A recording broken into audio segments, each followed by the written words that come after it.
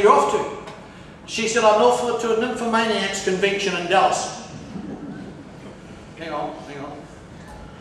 And he said, oh, what's your favourite choice of fellow? And she said, I like policemen, big and strong and honest. Just making sure I've got the end line here.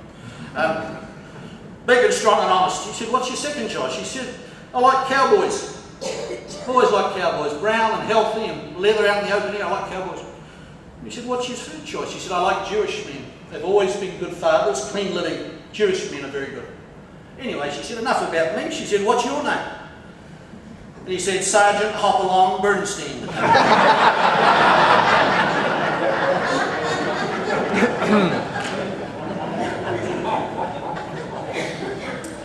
I have a son fully qualified working in the practice with me who finds his father predictable, boring and conservative, but worth borrowing from. When I suggest to my daughter, who's a clinical psychologist, that some women seem to go through a difficult stage from 15 years to 50 years of age, she advises me that men go through a difficult age from the womb to the tomb. What's the point? The point is we communicate vigorously. Look, communicating vigorously with your children is one of the best things, along with a work ethic, that you can possibly do for them.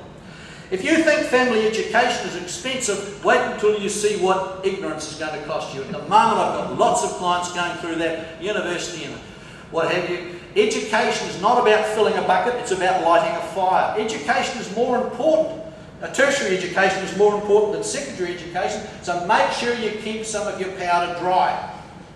Listen to your spouse, particularly when the going gets tough. She or he may know nothing like as much as you know about the business, but the key thing is, like my wife, she knows about me. And time again on a Saturday morning I say something to her, she said, no, that's not right.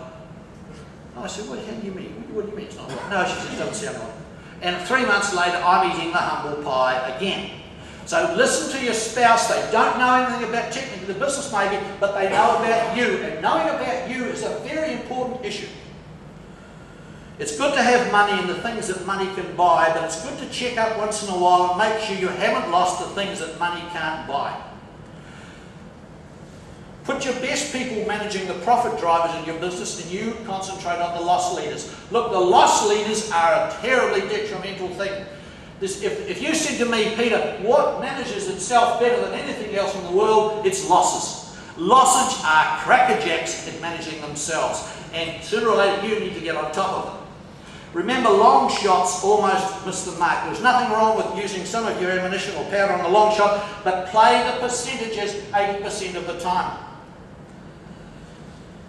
As employers, I think we all tend to overpay our underperformers and we underpay our top performers. I'm sure if you went down a lot of businesses and you looked at the hourly rate of your top performers and your hourly rate of your bottom performers, you'd say, gee, there's not enough gap there.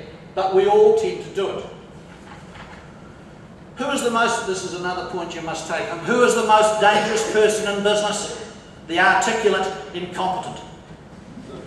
They are around, they survive, and they are breeding. Make sure you listen to someone else's version of the event, even if you do not recognise it. I mean, some people are very good lateral thinkers. And that's what lateral thinking is all about. For example, the following are the facts of love recorded by 11 children aged from 6 to 9 years of age. Mary Ann, age 9, says, when you're pregnant, you become sicker, fatter, and nastier every day. Paul, age 7, says, if you put a man and woman in bed together, one of them will have a baby. Edward, age 6, says, a baby comes out of the mummy's tummy and bites the doctor, and the doctor smacks him. Shelley, age 7, says, to have a baby, you have to make love to someone who doesn't mind. Alistair, now this boy will be a success for sure. When my wife's with me, I'm not going to read this one. Alistair, age 9, says the man next door has a baby in his tummy, but it never comes out. Peter, age 6, says, first of all, you get in love, get married and get a baby, or you can do it the other way around. Lynn, age 9, says, if you don't want a baby, you should practice contradiction. Jimmy's age 7, says, Joseph's wife, Mary, had an immaculate contraption.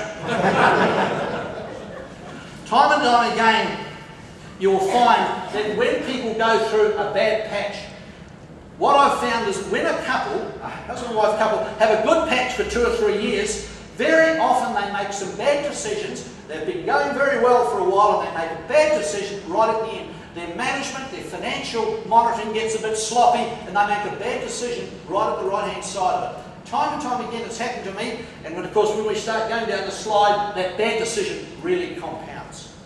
If the pace of change outside your farm gate is greater than the pace of change inside the gate, you'll have a problem in time. Your success in a deregulated environment won't be measured by how high you fly, but how well you bounce. Look, one of the biggest problems you and I have had in the last 5 years, and going forward, is we are going to see volatility. Volatility is one of the key issues that you and I are having to cope with in all sorts of ways.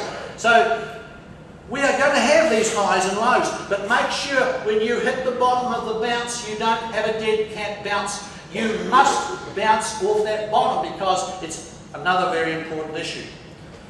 You can't always have one foot on the boat and one on the shore. Sometimes you need to commit yourself. The top group is committed. The bottom group is only involved. If you want an example, think of your bacon and eggs in the morning. The hen is involved, but the pig is really committed. What business are you actually in? If you asked a lot of people what business you're in, some would say, I'm in the business of keeping the wife happy. I'm in the business of keeping the kids at school and well educated. I'm in the business of keeping the farm going and better than when I bought it. I'm in the business of keeping the bank manager happy. Look, that's not the business you're in. They are symptoms of the business, but they're not the business itself. Most of my clients are in the business, sheep, beef, deer and dairy farmers, they're in the business of being grass harvesters. That's the business they need to be crackerjack at, grass harvesters, and most of them are. You cannot make clear-cut decisions about the business until you actually know exactly what business you're in, and grass harvesting is it. What is the weakest link in your management and financial structure? Is it critical mass? Is it yield? Is it prices? Is it lack of water? Is it quality? Is it soil? Is it debt? If you have to think long and hard about what the critical figure is, it'll invariably be you. You'll be the weakest link. It sounds nice when you say it, but in business, it doesn't sound nice when you say it, but in business you need to mix with the eagles, not scratch with the turkeys. You've got far too much money involved to start mixing with the turkeys. You must join with people who are thinking along the same lines as you are. When you have a major problem, the first step is to disengage from your other activities. We're back